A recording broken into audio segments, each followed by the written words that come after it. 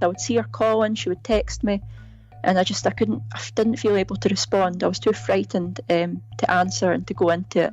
I don't know why. I was maybe testing her, maybe just to see if she would give up on me, but she didn't.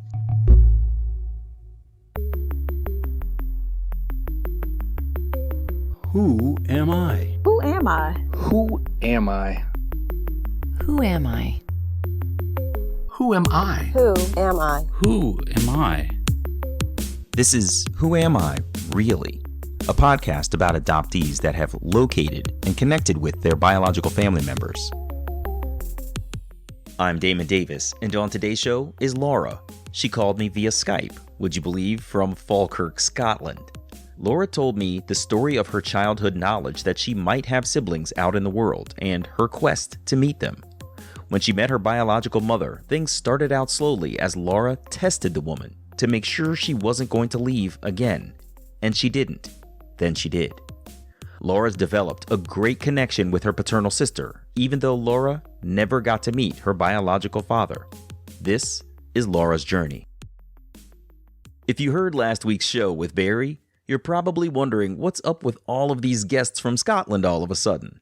I promise you, it was purely coincidence that Laura's story followed his. Laura made time to speak with me after running 2 races that morning, a 5K and a 10K. So, as we settled into her recovery time, I asked Laura to take me back to the beginning of her journey, which started in Alloa, Clackmanshire. And yes, I really wanted to say Clackmanshire. Well, I feel like I approach my own story with caution because so much of it is only known from the social work records that I have and from the stories that my adoptive parents told me. From what I know, my parents, who I was born to, were in a relationship for around 9 months. And that came to an abrupt end upon the discovery of my mum being pregnant with me. And I think she only discovered that pregnancy at around 5 months in, so quite late. Wow.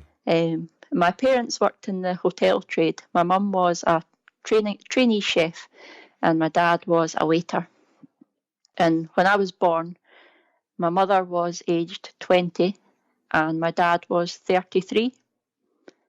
So she was quite young. Mm-hmm. And my dad was fairly young, but he was in the middle of a second divorce. So I think maybe my mum had been in an affair or maybe a rebound following the breakdown of his marriage. Mm-hmm. So I often wonder where I was conceived and by what accident of failed contraception or drunken forgetfulness I came to be.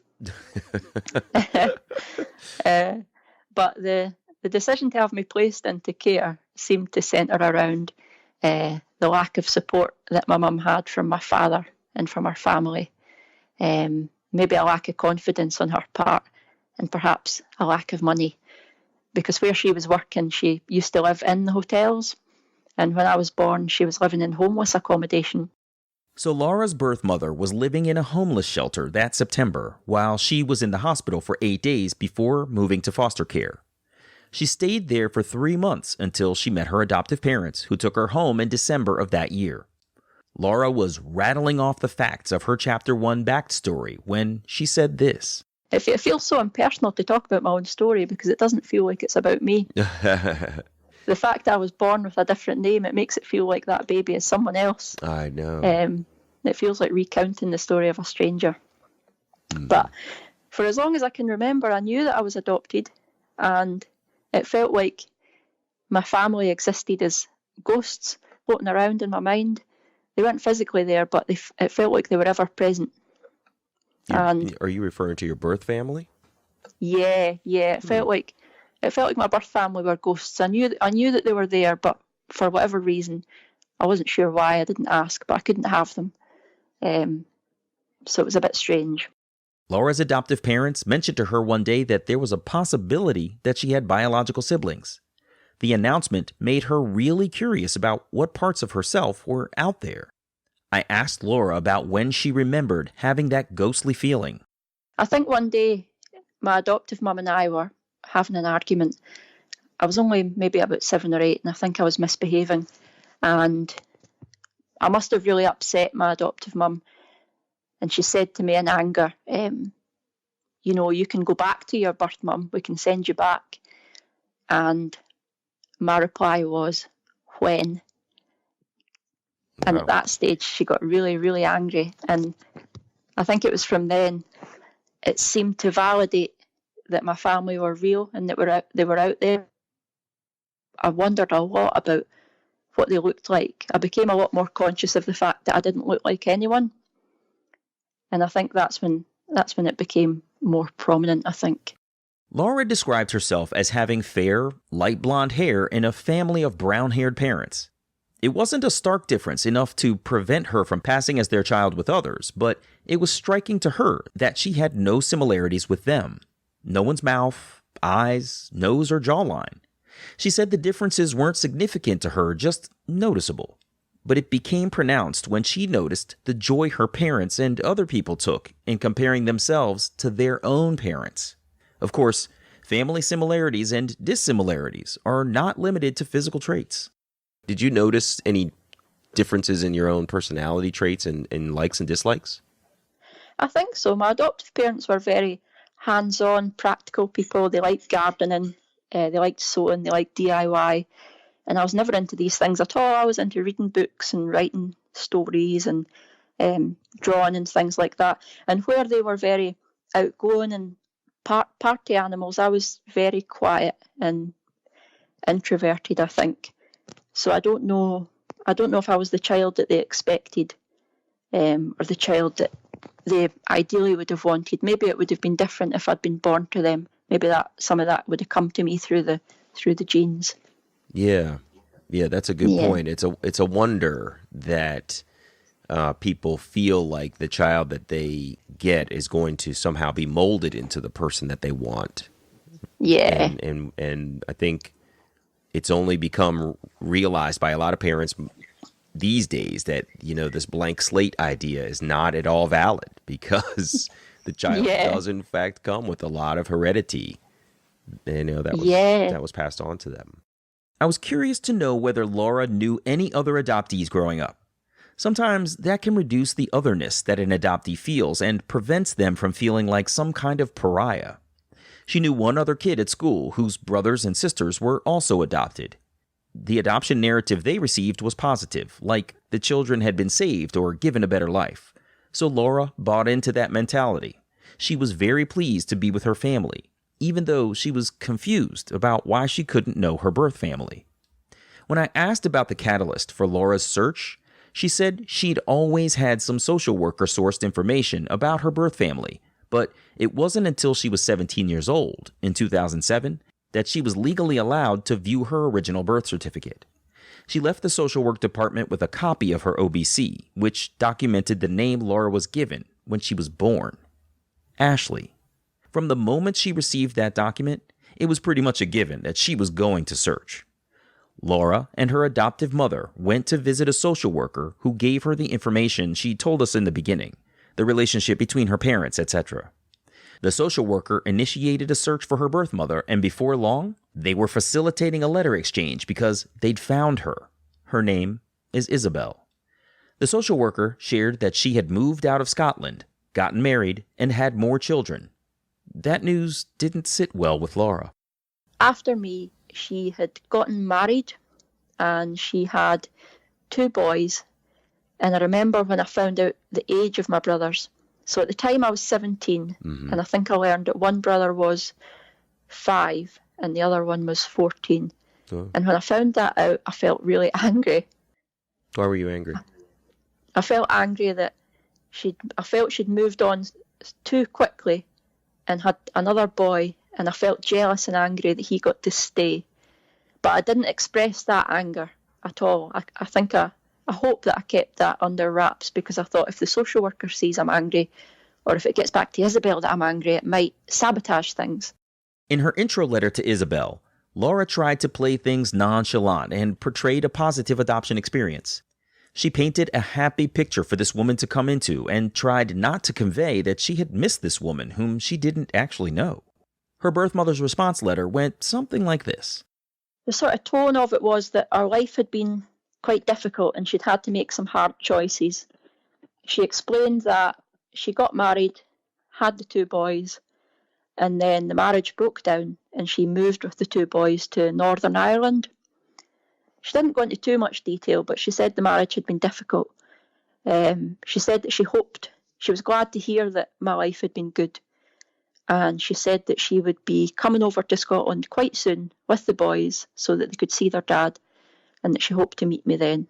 So it all seemed quite positive for me. Mm-hmm. Excellent. Yeah. At least for starters. Yeah. So were you in any way comforted by just the fact that she wanted to be in touch, that you were corresponding, that you had connected with this person? Definitely. I had been, I think, coached and counselled for the possibility of her not wanting contact. And I think I thought I was ready to deal with that, but I think if that had been the case, I think it would have affected me hugely in ways that I could never have contemplated. Fortunately, that wasn't the case. But looking back now, I think our relationship could have used a lot more support than we got as we moved into reunion together. Their social worker arranged a meeting at a local restaurant for the mother and daughter to meet. Isabel caught a taxi. Laura drove herself as she had just gotten her license.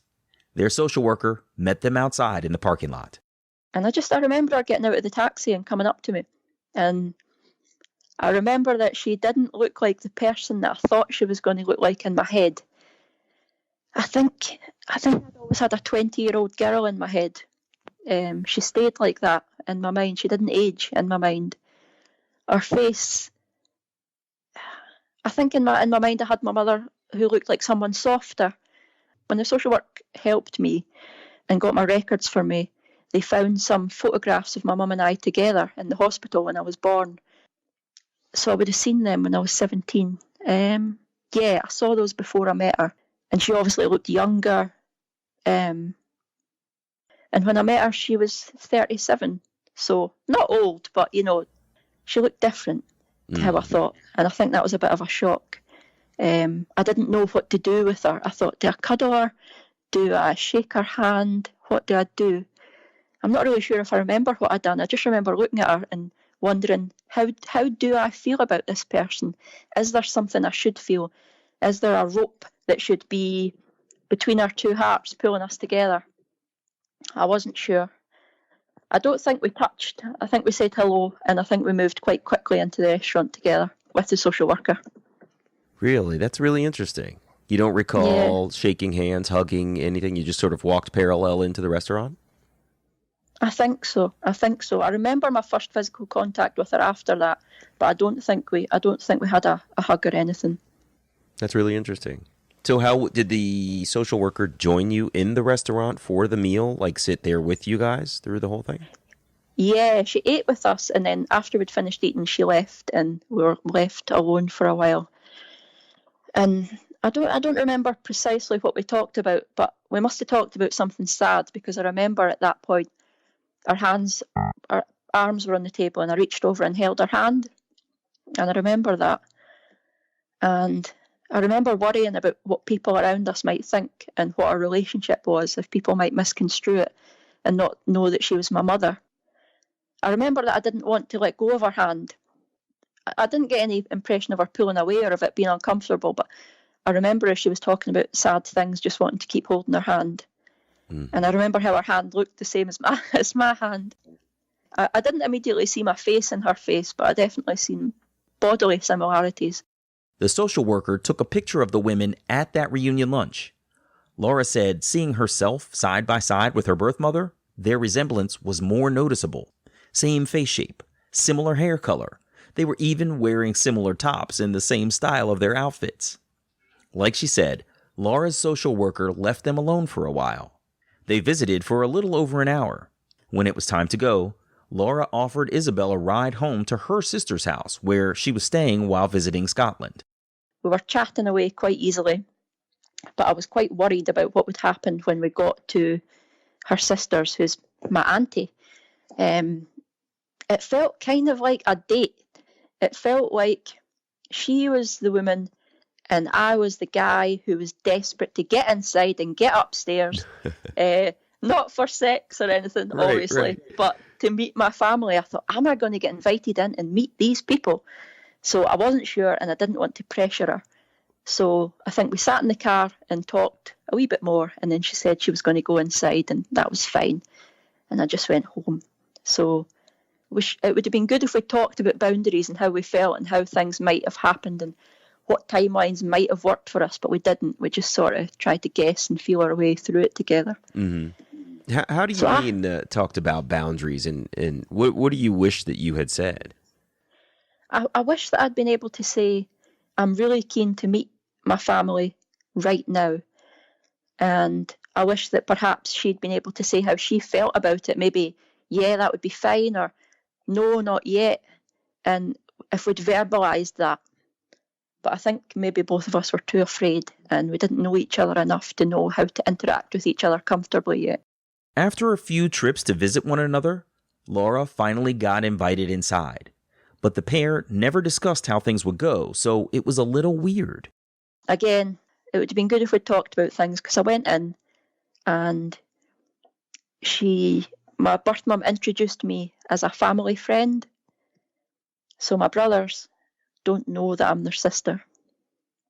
And I'd never done reunion before, so I thought, well, maybe this is normal. Maybe this is the best way to do it. Seems fine. Let's just go with what she wants.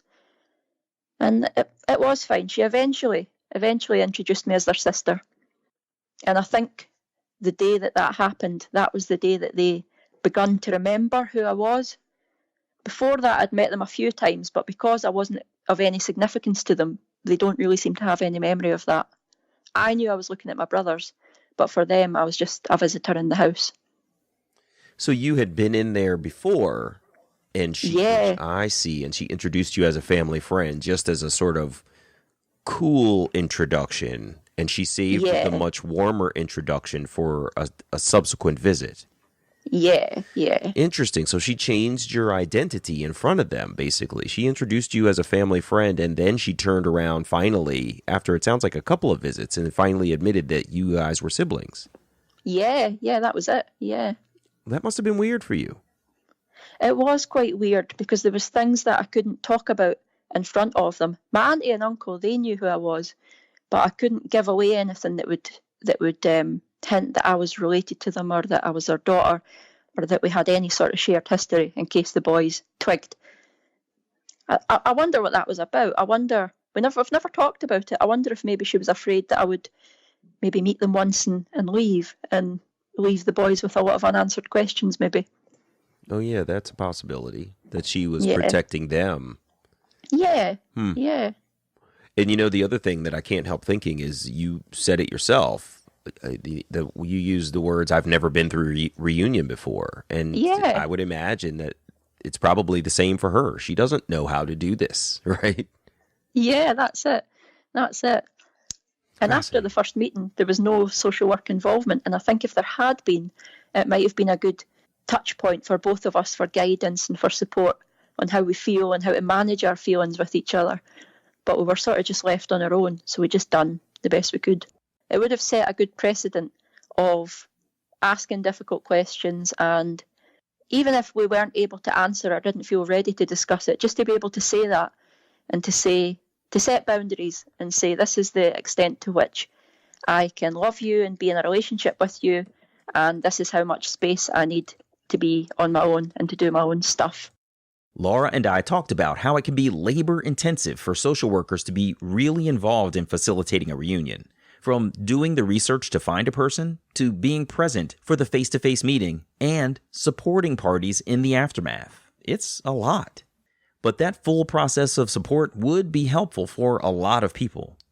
She admitted that she wished they had bridged the gap of outlining for one another what kinds of questions were within bounds to ask and what was uncomfortable territory, and just generally setting a safe space to admit vulnerability. In time, Laura and Isabel would stay on the phone for long conversations, and even though she was exhausted, Laura never felt comfortable admitting she needed to go. So she let Isabel talk as much as she liked until she detected Laura was worn down. Unfortunately, that pattern became draining. And so it led to quite a sad period where she would call me and I started not to answer the calls. And I think that lasted for quite a few months. I would see her calling, she would text me, And I didn't feel able to respond. I was too frightened to answer and to go into it. I don't know why. I was maybe testing her, maybe just to see if she would give up on me, but she didn't. And eventually I did answer, and things seemed to go back to normal, and I apologised, just said I'd been busy for so many months. But maybe I felt more confident with her after that, because I thought maybe she won't leave again. She's here. That's interesting that you it doesn't sound like she did anything to trigger you to stop answering. You just decided to test her one day. And unconsciously, it sounds like, because I don't get the impression as you speak about it now that you even have thought about it much since then. I think I just missed one call, and then I missed another one, and I thought, I've not got the energy for this tonight. And then it just continued like that. And looking back, I definitely think that I was thinking, I wonder how long it'll be before she gives up. Because I knew that my adoptive mother would never give up on me. You know, she would never just leave me. And maybe I had some idea that if Isabel thought that I wasn't reachable or wasn't interested, that she would give up. But she didn't. I'm glad she didn't. Did you finally reach a point when you did answer the phone where you could feel that she wasn't going to give up, and did you settle into a deeper level of comfort than you had been at first? I did. I think after that I was able to talk to her in the way that a daughter talks to a mother. We were able to have conversations about day-to-day difficulties in our life, and I felt like I could ask her for advice, and that she would listen to me moaning about trivial things. She became more important to me, and I felt like she was able to be there for me, sometimes in ways that my adoptive mum hadn't, just because of her own difficulties. I felt she was strong, and I felt I could lean on her. Wow, that's amazing. That's really cool. 2 years ago, Laura got married. Isabel was among the guests, and one of her sons, Laura's younger brother, walked her down the aisle, and she loved it. Her birth mother is in the wedding photos, and they had a lovely event. But about a year before the wedding, Laura decided she was going to locate her birth father. She went back to the social work department to try to get some more information, but she didn't want to ask Isabel for clues if she didn't have to. I knew that my birth mum probably held a lot of useful information about him, but I was frightened about getting her involved, because I thought, if she thinks that I want to find my dad, I had this idea that it would make her want to leave me. So I said, can we do the search without involving her first? So we did, but nothing came up. So I said, right, okay, I'm going to have this really difficult conversation. So I phoned my birth mum. I told her I want to look for my dad. She was upset. I was upset. We were both crying. And she said, I understand why you want to do it. I think she just carries a lot of hurt feelings from him. And I tried to understand that. So I said, will you help me? And she said, yes. Isabel shared information with the social worker to aid their search. Laura had his name, a physical description of the man, and the names and locations of places he had worked. But no results came from their search.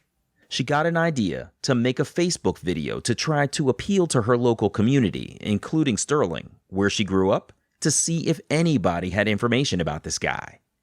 On Father's Day, 2018, at the peak of frustration with her difficult search, juxtaposed against her effortless search for Isabel, she recorded an unscripted video appeal.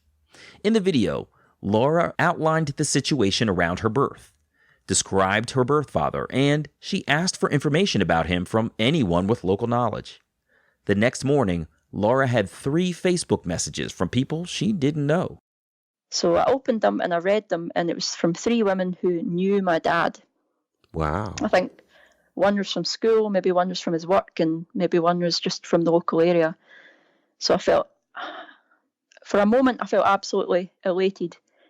And then immediately after that, I just felt deflated and I felt broken, because all 3 of them described to me that my father had been dead for 10 years. Oh, no. So that was that. So it just, at that point, it just felt like the train had stopped. When I was looking for him, it was frustrating, but it felt like something was in motion, something was happening, something exciting was coming my way. But when I found out he'd died, it was just the end of a journey. And it was a Monday, so I thought, God, well, my dad's died, but I have to go to work. I thought, can I take time off work for this guy that I don't know who's died? Do you get bereavement leave 10 years after the death? I've no funeral to arrange, so I thought, I don't know. So I couldn't really face having this conversation with my work that I thought might be really difficult. So I thought, I don't want to go to work. I want to just find out more. But I thought, I'm just going to go and see how I get on. Needless to say, Laura didn't get any work done that day. She spent her time searching obituaries for her birth father. The Facebook acquaintances of the man gave Laura the correct spelling of his last name. It ended with an E, not an I, so she had been searching for the wrong identity the whole time. But with that error corrected, the obituaries were easy to find and shockingly informative. I remember just reading it, and then I felt like I jumped out of my own skin, because underneath the obituary in the comments section, there was a comment from someone called Lorraine, and it said, R.I.P. Dad.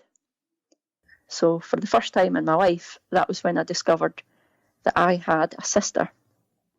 I knew it was possible my dad had other children, but there was nothing solid before then. So I thought, wow, I've just discovered my sister. Wow, that's incredible. So I searched on Facebook and online, but I couldn't find anything. So I thought, before you go down that road there, I want you to just tell me a little bit more about the grieving period that you had there, because this is a guy that you said, I didn't know this guy. He's been gone for 10 years, but still there's an attachment that you feel to this person because you are obviously biologically and genetically connected to this person. Yeah. How did you tell me about your sort of grieving period? What did you feel? What did you do? I sought counselling. I started going to a counsellor, and it was really helpful for me because it just gave me a space to just be angry about it and upset, and a space where I wasn't judged and no one tried to give me advice or to tell me what to do. And equally, I felt good because I think I'd been talking to my husband and my adoptive family about it for so long that I thought maybe they might be a bit sick of it and a bit burdened by it. So it felt good just to have a space that was completely mine where I could just talk about what I wanted and talk about it at length. That was helpful for me. That's great. Yeah. Yeah, I don't think enough people seek out that safe space to talk. And, you end up in your own head, and that's not always a great, safe mental health space. And so seeking some counseling can be really, really helpful. That's great that you did that. So Laura got married in March 2017, but she didn't find her birth father until June of 2018. Just before she found him, in May of 2018, Isabel stopped responding to Laura. Calls and texts, cards and letters all went unanswered. Her youngest brother had ghosted her too. After some prodding, I got a reply from my brother, who was very angry, very upset in a way that I'd never known him to be before. He seemed angry at me. I can't remember what about, but he gave me a lot of snash in the way that teenagers can, and then he blocked me. So he blocked you? Yeah, he blocked my number, so I couldn't contact him. Oh boy! And then my birth mum had blocked me as well. At the time, I thought it was temporary, so I thought I've just got to ride it out, and I thought I'll let her stew. She's in a huff; she'll come out of it. Mm-hmm. So it didn't seem like a big deal at the time. Laura thinks it's likely that her birth mother saw a Facebook video and the things she was posting online about her search, and it was too much for her. Back on her birth father, she learned that his brother, her uncle, still lived in her paternal grandparents' home. She had located her birth father's grave, so that same Monday that she found his obituary online, she went to visit his final resting place, where he's buried with his parents, her grandparents. She had also written a letter to her uncle, which she slipped through the letter slot in his front door. I really wanted to knock on the door, but I thought that might be too much. That's really fascinating.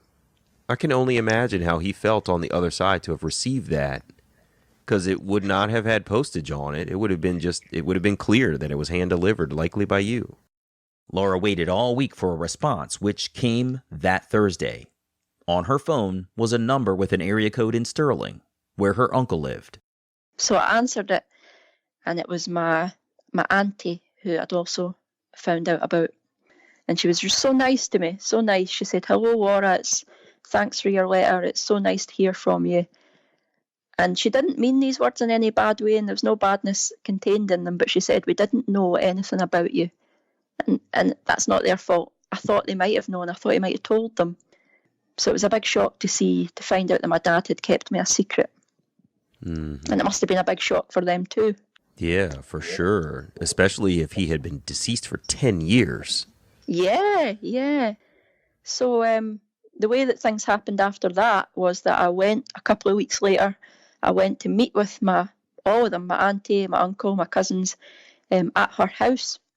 I decided to keep things quiet. I kept things off social media because my birth mum wasn't speaking to me.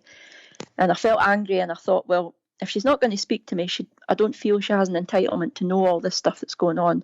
If she wants to know what's going on, I want her to speak to me and be involved and support me if she can. So the first meeting was, that was the time when I seen a photo of my dad for the first time.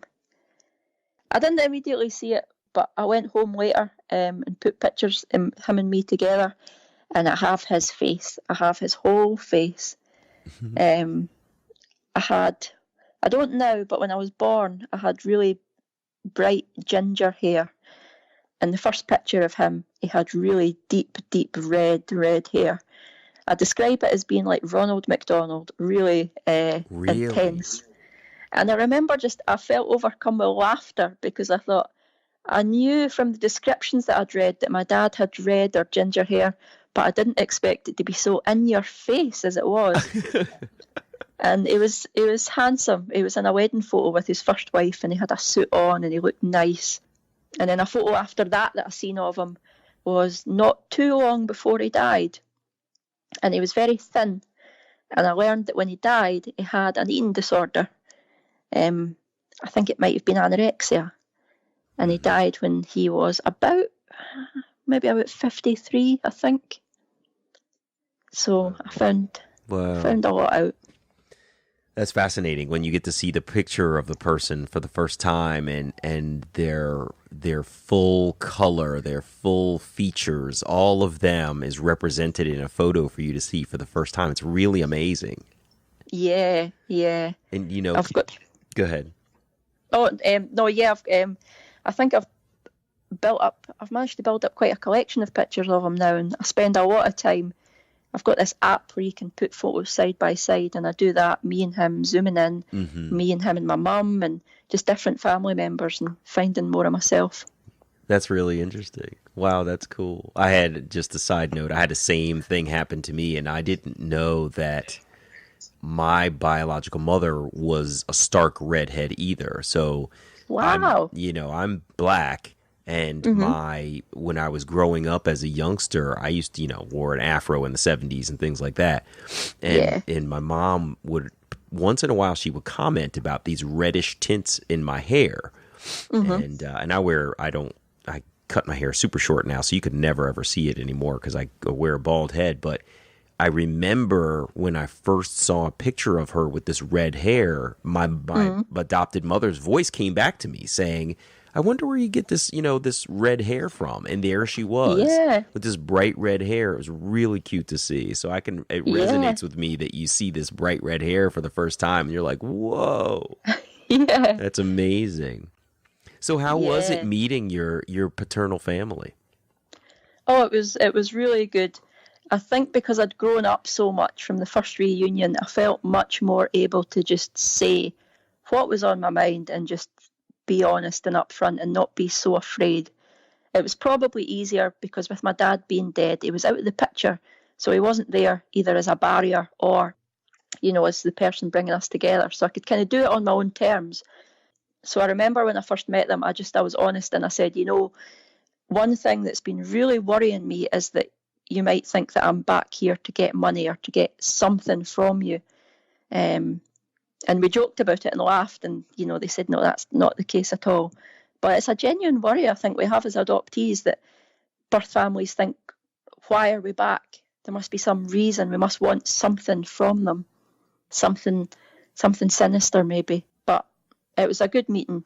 Since the first meeting, I would start going through every other weekend, and my birthday was in the September, and I went to see them, I think, maybe on my birthday or the day after, and they had a birthday cake for me. Oh, that's so cool.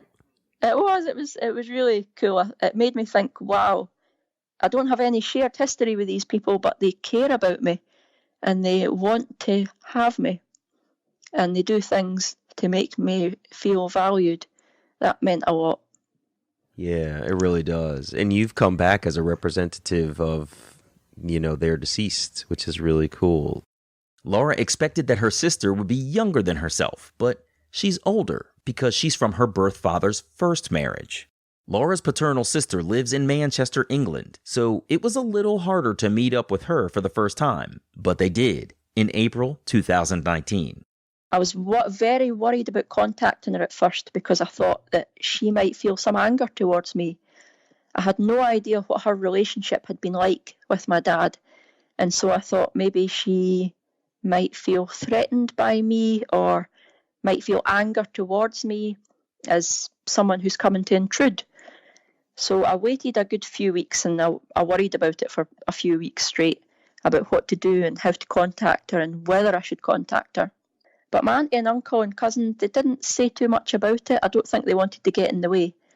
So it got to the point where I thought, right, I just need to write her a letter. That's always seemed to be the best way. It gives people time to process things and respond in their own time. So I put together a letter.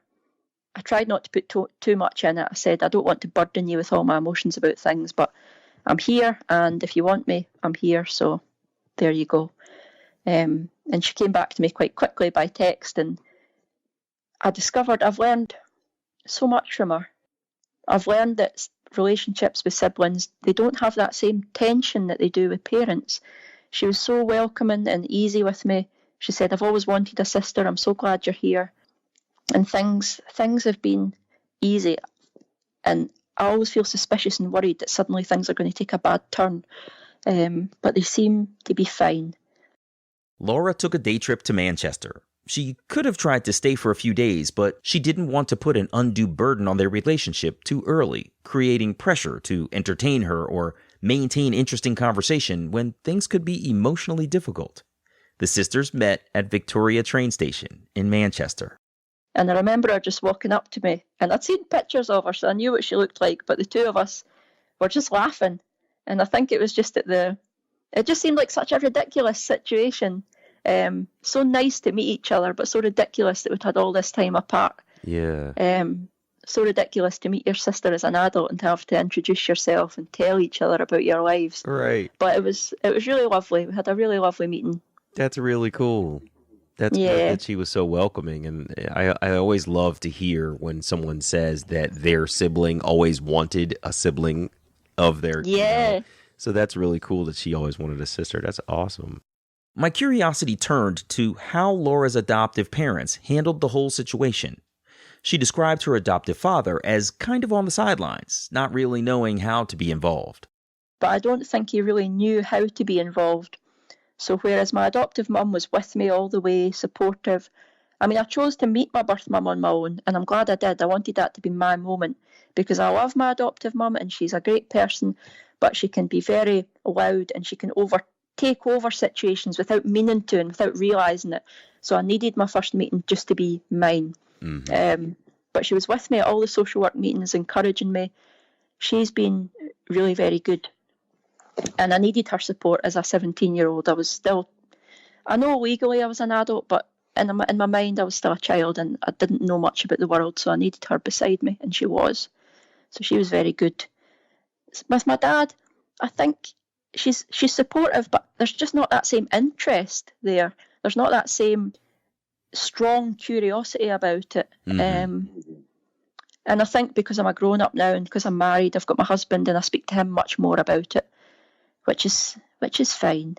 And it's been a totally different journey finding a grave and not finding a person. So I've been able to seek out more professional help on my own. Well, that's good. That's good to hear. Yeah.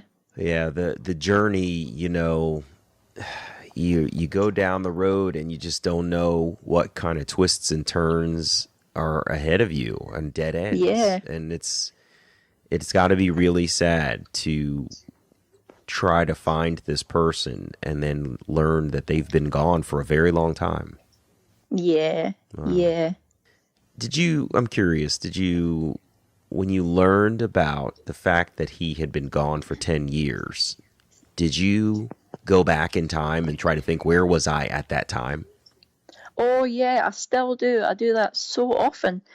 I've got a rough idea where I might have been, what I was doing. He died in April 2009, and I'm thinking I would have been at university. I would have been aged 18. I would have been not long into reunion with my mother when he was in hospital dying. And I think, what was I do? I think, what was he doing when he took his last breath? Where was I? What was I thinking? How was I feeling? Should I have known somehow? Should something have told me that I should have known? And I think about his funeral, and that there would have been funeral cars driving around, and I'm just getting on with my life. Yeah. Yeah, it's kind of hard when you think about someone else's passing and when you weren't there. Like, what was I doing, and how come I wasn't tuned into the universe to know that this was happening, right? Yeah. Yeah. There's a little bit of a guilt trip that you put on yourself for not having been conscious of this thing that was happening around you. There is. Yeah. But in some small way, in some very small way, I do feel glad, because I think if I had searched for him at that age and at that time, it would have sent my education off course. I don't think I could have focused, and I don't think I could have taken on that grief with the same strength and same ability to find support that I have now. Yeah, that's a good point. Because you would have met him at a time of sickness and in potentially facing his demise.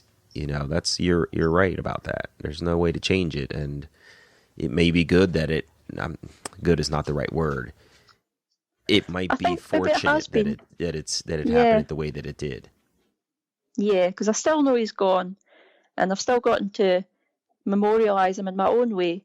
But I'm glad it's happened when I've been older and more mature and more aware of the support that's around me and the support that I can create for myself. That's great.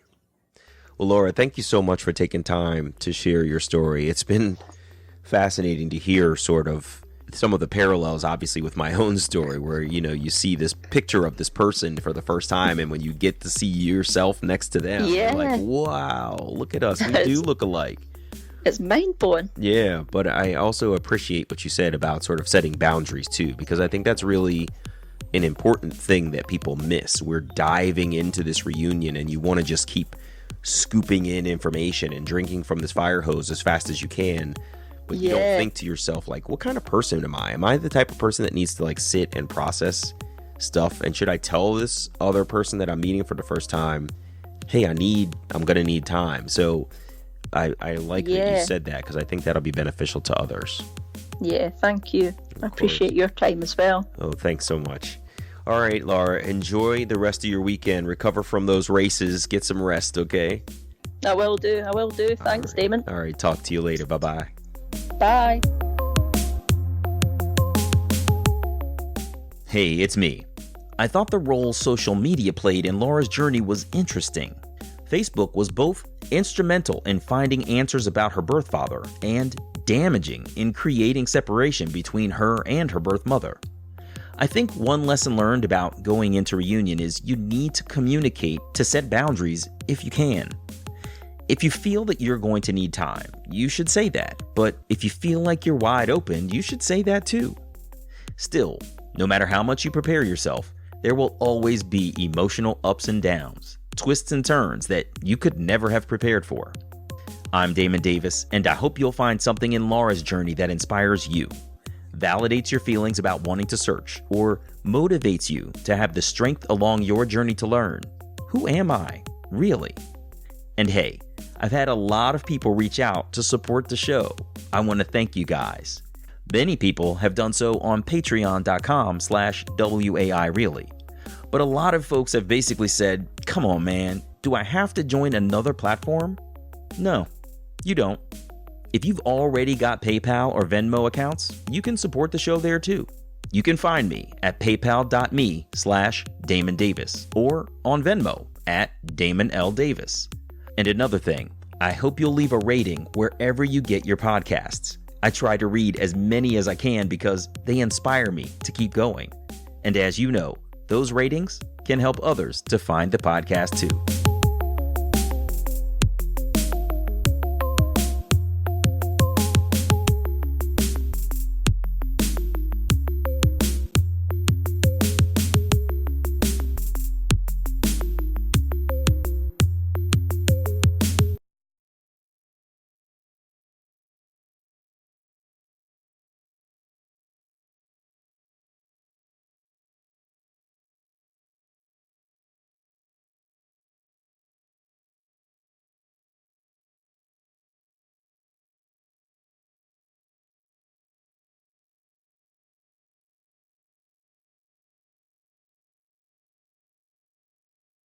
Thanks for listening. If you're interested, you can find Who Am I Really? An adoptee memoir on Amazon.com. And like I always say, I hope you'll find something in my story that inspires you, validates your feelings about wanting to search, or motivates you to have the strength along your journey to learn. Who am I, really?